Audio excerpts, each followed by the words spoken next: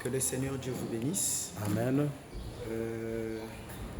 Voilà, il y a une question qui a été posée ici, selon Genèse au chapitre 2, que je vais lire tout à l'heure. Voilà la question qui m'a été posée. C'est concernant les fleuves de Genèse au chapitre 2. Et avant de répondre à cette question, j'aimerais d'abord lire le récit pour voir un peu comment est-ce que ça se présente le texte.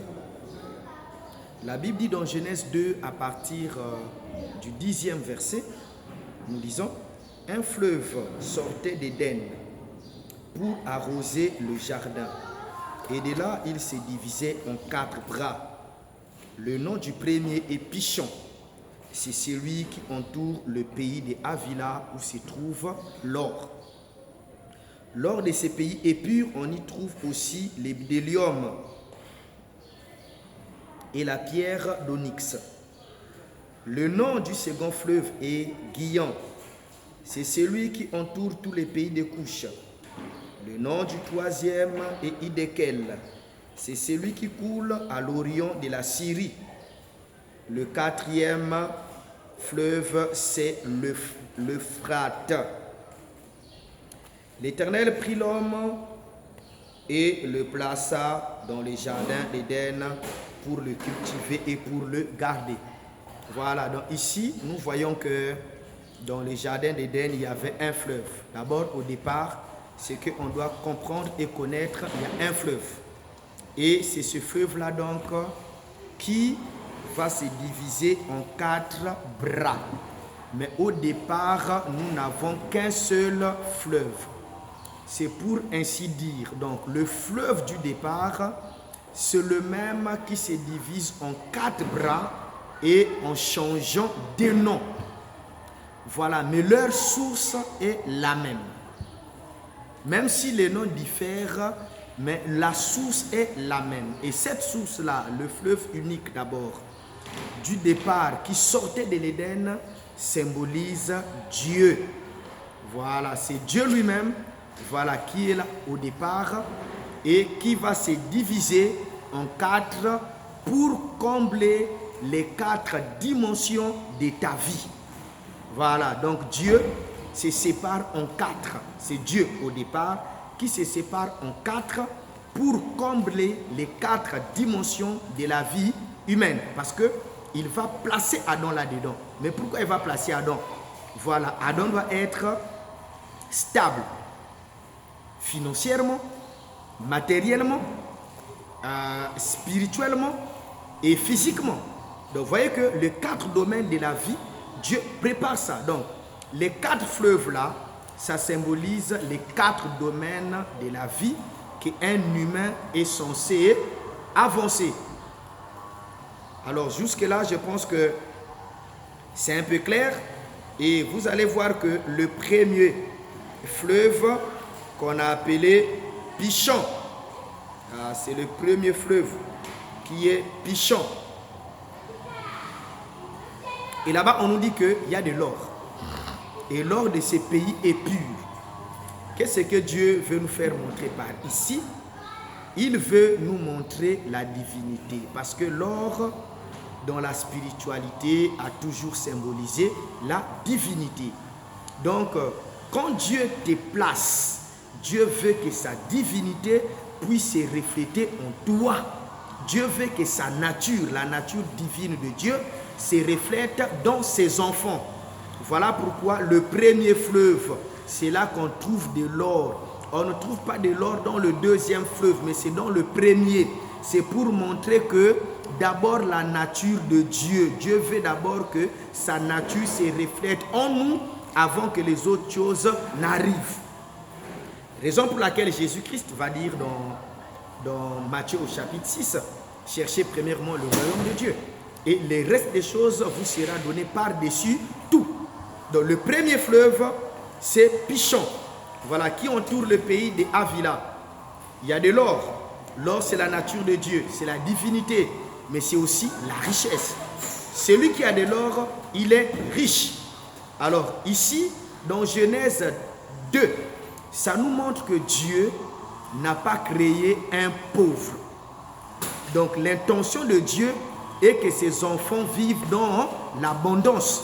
L'intention de Dieu, ce n'est pas voir ses enfants être là dans des situations de pleurs. Non, Dieu ne veut pas des pleurnichards. Voilà pourquoi avant de placer Adam, il fait un fleuve là où il y a de l'or.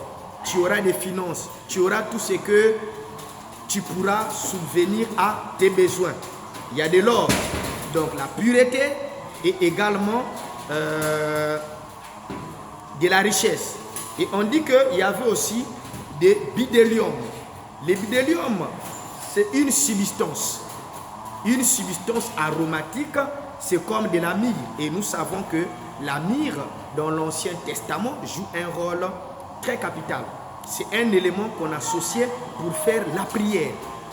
Voilà. Et donc ici, la myrrhe, c'est comme de l'encens. Les bdellium, c'est comme de l'encens. Ça dégage un parfum odoriférant.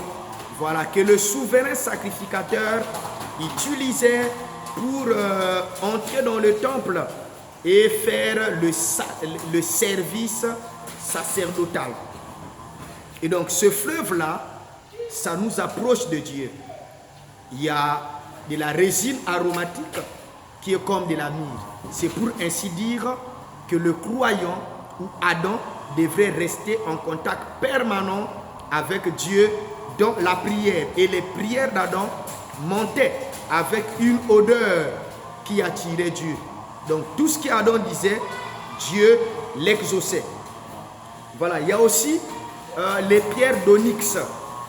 Voilà, les pierres d'onyx, nous savons que parmi les pectorales, parmi les pierres qui se trouvaient sur les pectorales du souverain sacrificateur Aaron, il y avait la pierre d'onyx. Donc la pierre d'onyx représente l'intercession et le souverain divin. Voilà, donc ici, le fleuve Pishon représentait le Seigneur Jésus-Christ. Dans sa divinité, dans son service de souverain sacrificateur et dans son service d'intercession. Voilà pourquoi il dit, venez à moi, vous tous qui êtes fatigués, chargés, et moi l'Éternel Dieu, je vous donnerai du repos. Maintenant, ces fleuves également ont des significations encore un peu plus profondes. Voilà, selon les 4 dimensions de la vie humaine. Parce que les 4 dimensions de la vie humaine, c'est des secrets que les sages ont connus, ont voulu connaître, mais bon nombre n'ont pas pu le connaître. Voilà, parce que les gens ont braqué leurs réflexions sur les 4 éléments de l'univers, le feu, l'eau, l'air et la terre. Voilà, vous allez voir que ces quatre fleuves renfermaient en elles également ces secrets des 4 éléments. Voilà, donc le fleuve Pishon, c'est de l'énergie vitale. Voilà, c'est de l'énergie vitale qui est le feu. Et donc quand quelqu'un retrouve son Éden, il devient invincible. Parce qu'il a la puissance de feu. Il peut parler. Sa parole vis-à-vis de ses ennemis aura l'effet du feu. Parce que la parole de Dieu, elle est profonde. Et si on les prend dans son domaine superficiel, nous n'allons pas vivre ses bienfaits. Donc le feu Pishon, ça symbolise le feu, l'énergie vitale et la transformation. Donc quand on dit que quelqu'un est dans son Pishon, c'est quelqu'un qui est rentré déjà dans le domaine de la transformation et dont sa parole n'est pas une parole simple comme les paroles des humains. Voilà, comme ce qu'avait dit Samson, si vous me coupez les cheveux, je deviendrai comme un homme ordinaire. Celui qui a découvert son Pishon n'est plus un homme ordinaire. Il devient un homme extraordinaire parce qu'il peut parler et sa parole aura certaines réalisations. Voilà, donc ça là c'est pour le premier fleuve. Juste l'introduction. Je pense que nous pouvons bien aller en profondeur du premier fleuve et en profondeur du deuxième fleuve. D'ailleurs, c'est ce que nous allons faire afin que vous puissiez comprendre la volonté de Dieu pour l'homme dès la jeunesse. Parce que tant que nous ne comprenons pas la jeunesse et que nous commençons à courir sur les autres livres, nous sommes déjà perdus d'avance. Mais si nous comprenons les clés de la jeunesse, nous comprenons dans quel niveau Dieu est amour et comment est-ce que nous pouvons bénéficier de tout ce que Dieu a mis à notre portée.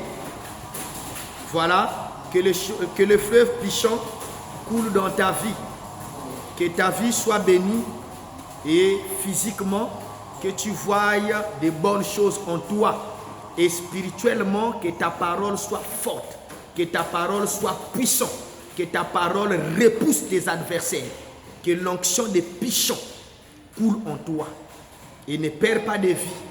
Jésus a dit, celui qui croira en moi, mes paroles deviendront comme des fleuves de vie en lui.